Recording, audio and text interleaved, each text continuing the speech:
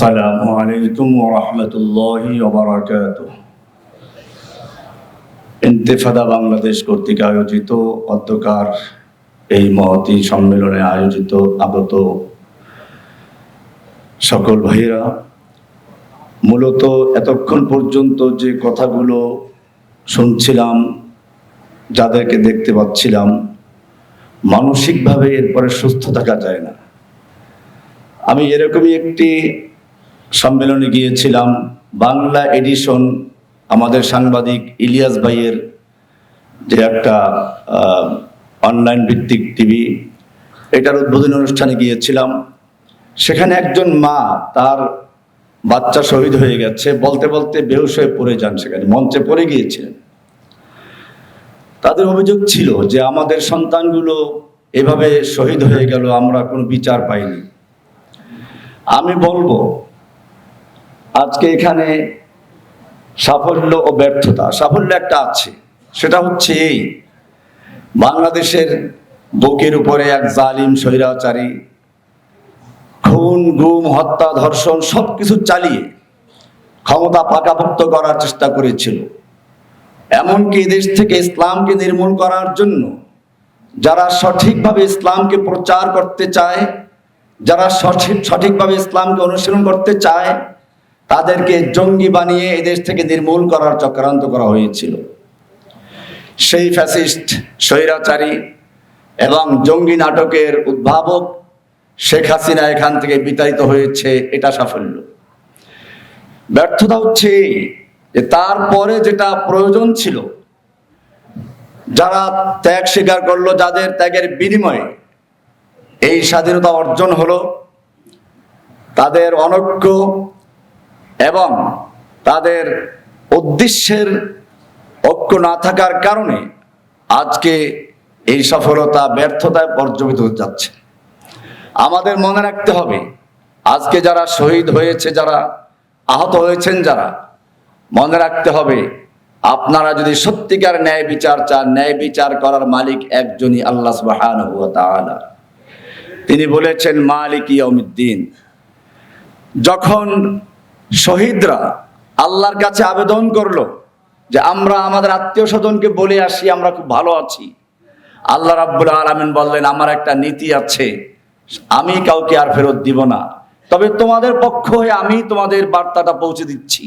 ওয়ালা তাকুলু লিমান ইউকতালু ফি সাবিলিল্লাহি আমওয়াত বাল আহইয়াউন ইনদা রাব্বিহিম ইরযাকুন। তারা জীবিত, তারা আল্লাহর কাছে রিজিক প্রাপ্ত হয়। ফারিহিনা বিমা আতাহুমুল্লাহু মিন ফাদলিহি, তারা আনন্দে আছে। ওয়া ইস্তাবশিরুনা বিল্লাযিনা লাম ইয়াহকু বিহিম ইলা আখিরিহি। অনেক লম্বা বিষয়। আমি যে কথা বলতে চাচ্ছি সেটা হচ্ছে এই, মনে করবেন, প্রত্যেকটা ব্যর্থতার মধ্যেও সফলতা থাকে, হতাশার মধ্যেই সুসংবাদ থাকে। আল্লাহ সুবহানাহু ওয়া তাআলা তার প্রিয় নবীকে বলেছেন অদ-দুহা ওয়াল লাইলি ইযা সাজা। এখানে দুইটা শব্দ এসেছে। দোহা মানে হচ্ছে একেবারে যখন দিনের আলোটা প্রখর হয়ে যায়, আমরা যখন 10টা 11টা বাজে তখন যে আলোটা আসে, এটাকে দোহা বলা হয়। অপরদিকে ওয়াল লাইলি ইযা সাজা হচ্ছে যখন অন্ধকার একেবারে নেমে আসে। তো আল্লাহ রাব্বুল আলামিন এখানে দেখিয়ে দিলেন যে যেখানে অন্ধকার আছে সেখানে আলো আছে।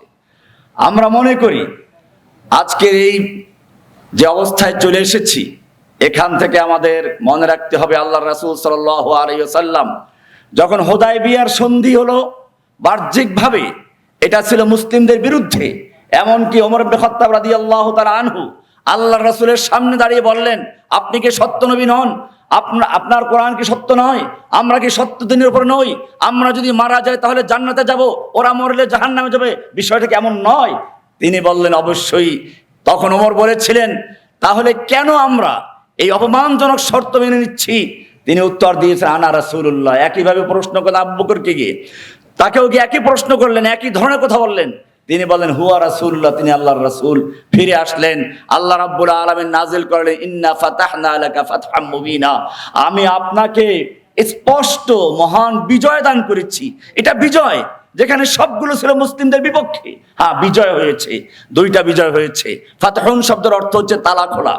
ফাতহুন শব্দের তালা খোলা, এক তো হচ্ছে মক্কার তালা বন্ধ ছিল, এখন যদি এবছর ঢুকতে পারি নাই, কিন্তু আগামীতে উমরাতুল কাজা করব, এবং এর ধারাবাহিকতায় ইনশাআল্লাহ মক্কার তারা চিরতরে খুলবে, মুসলিমদের মক্কা বিজয় হবে।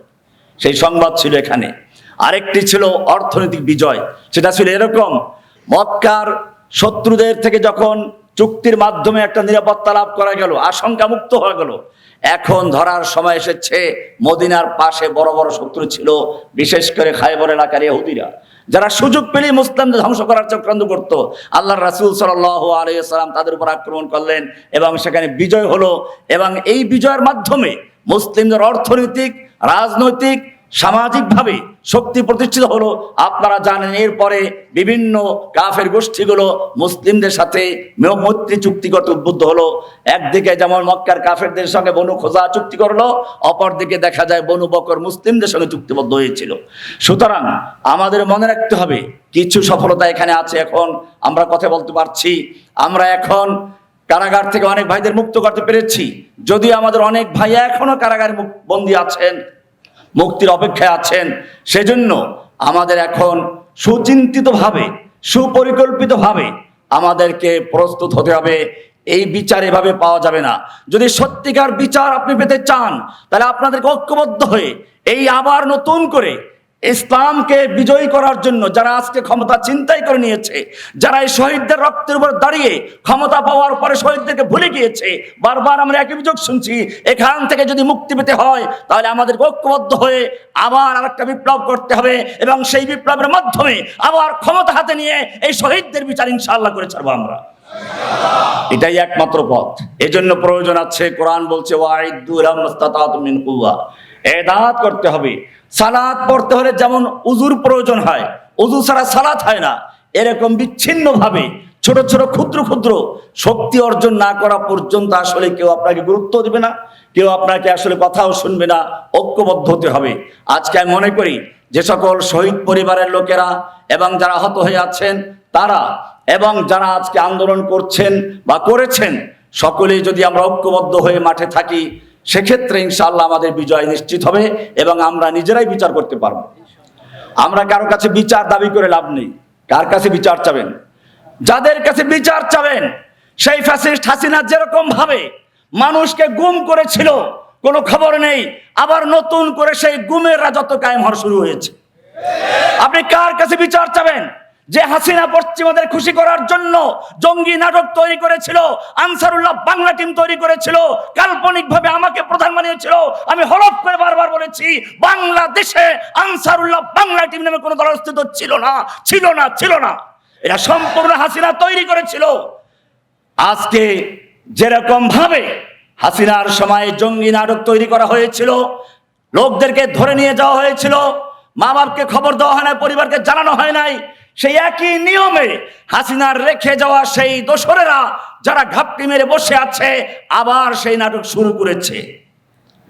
আমি আপনাদের বাংলাদেশের সাংবাদিকদের বলতে চাই, আমি সেদিন বিবিসির সাংবাদিক বলেছিলাম, বারবার একই, আপনারা জানেন বাংলাদেশে যখন ইসলামের বিরুদ্ধে কেউ লেখে আর এদেশে যখন তাওহীদি জনতা সোচ্চার হয়ে যায়, তখন বলা হয় ওনার আইডি হ্যাক করে কেউ লিখেছে, হ্যাক হয়ে গেছে। আর যখন আমাদের কোন একটা মাদ্রাসার ছাত্র আমার মুক্তির খবর শুনে আলহামদুলিল্লাহ বলেছে শুধুমাত্র, সেজন্য তাকে জেলখানা নিয়ে যাওয়া 12-14 বছরের ছাত্রদের, একজন দুজনে অনেকগুলো, সেই সিলেট থেকে ধরে এনেছে, এরপরে মামলা দিয়েছে গাজীপুরে। অপরাধ কি জিজ্ঞেস করলাম, অপরাধ হচ্ছে আপনার মুক্তির খবর শুনে আমরা মাশাআল্লাহ বলেছিলাম, আলহামদুলিল্লাহ বলেছিলাম। এ হচ্ছে আমাদের অবস্থা। এখান থেকে মুক্তি পেতে হলে কারো কাছে দাবি জানিয়ে নয়, যদি সত্যিকার মুক্তি চাও, যদি সত্যিকার অর্থে এই শহীদদের বিচার করতে চাও, যদি সত্যিকার অর্থে আহত লোকদের প্রাপ্য পাওনা বুঝিয়ে দিতে চাও, আর কোনো বিকল্প নেই, ঐক্যবদ্ধ হও। ওয়াইদু লাহুম মাসতাতাতুম মিন কুওয়া, এদাদের প্রয়োজন আছে। সেই জন্য শুধু এই কয়েকজন লোক দিয়ে চলবে না, এটা আরো বড় পরিসরে করতে হবে। এখানে আমি যা দেখতে পাচ্ছি, আমরা মনে রাখতে হবে, যে কোনো আন্দোলন যদি সফল করতে হয়, বিশেষ করে ইসলামিক আন্দোলন, তিনটা জিনিসের প্রয়োজন হবে। একদিকে ওসমানের মতো ধনী, আর একদিকে হামজার মতো বীর পুরুষ, আর একদিকে আবু বকরের মতো মুরব্বী, ওলামায়ে কেরামদের নেতৃত্ব, কিয়াদাতুল উলামা, ধনীদের অর্থ, যুবকের রক্ত, এই তিনটা জিনিস যতক্ষণ পর্যন্ত সমন্বিত না হবে অতক্ষণ পর্যন্ত খুচরা খুচরা আন্দোলন করা যাবে, ব্যর্থ চেষ্টা করা যাবে, কয়েকজন নেতা হওয়া যাবে, কিন্তু পরিপূর্ণ করে আন্দোলন করা যাবে না। সেই জন্য যদি আপনারা সত্যিকার অর্থে একটা পূর্ণাঙ্গ আন্দোলন দ্বারা করতে চান, একটা শক্তি অর্জন করতে চান, তাহলে এই ছোট পরিসরে নয়, এটা উচিত ছিল আরো বড় আকারে। বড় বড় ওলামায়ে কেরাম যারা কমপক্ষে আমাদের আদর্শের সঙ্গে যে মিল আছে, যারা নির্যাতিত নিপীড়িত, সেই লোকগুলোকে নিয়ে আরো বড় পরিসরে পরিকল্পনা নিয়ে আগান। ইনশাআল্লাহ আপনারা সফল হবেন। নাসরুম মিনাল্লাহি ওয়া ফাতহুন করিম। আসসালামু আলাইকুম ওয়া রাহমাতুল্লাহি ওয়া বারাকাতুহু।